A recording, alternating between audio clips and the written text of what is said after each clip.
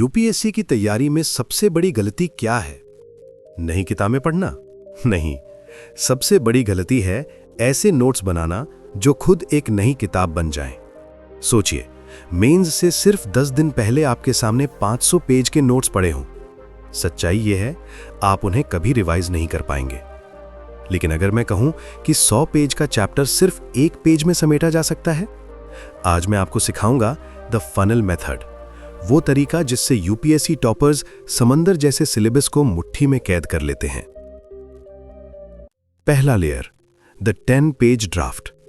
जब आप पहली बार चैप्टर पढ़ते हैं, हर चीज जरूरी लगती है, लेकिन रुकिए, पहली रीडिंग में नोट्स मत बनाइए। दूसरी रीडिंग में सिर्फ वही लिखिए जो दिमाग में टिक नहीं रहा।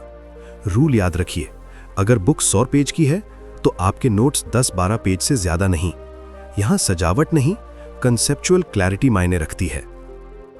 दूसरा layer, flow charts and keywords. अब शुरू होता है असली जादू। 10 पेज बनेंगे सिर्फ 3 पेज।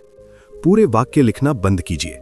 दिमाग पैराग्राफ नहीं, चित्र और कनेक्शन याद रखता है। प्रेसिडेंट कैन पार्डन मत लिखिए, बस लिखिए article 72 pardon power. Flow charts बनाइए, कीवर्ड्स पकड़िए और पूरे चैप्टर को एक कहानी की तरह जोड़ दीजिए। आखिरी layer, the 1 page cheat sheet. यही आपका असली हथियार है। यूपीएससी मेंस में सोचने का वक्त नहीं मिलता। इस एक पेज पर सिर्फ वो चीजें होंगी जो आप भूल सकते हैं।